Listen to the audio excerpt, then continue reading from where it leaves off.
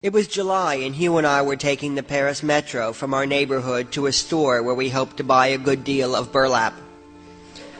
During the summer months, a great number of American vacationers can be found riding the metro, and their voices tend to carry. It's something I hadn't noticed until leaving home, but we are a loud people. On the first of our two trains, I listened to a quartet of college-age Texans who sat beneath a sign instructing passengers to surrender their seats and stand should the foyer of the train become too crowded.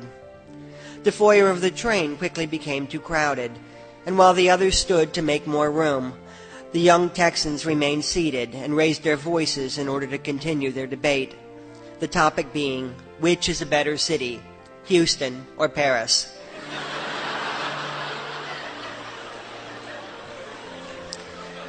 It was a hot afternoon, and the subject of air conditioning came into play.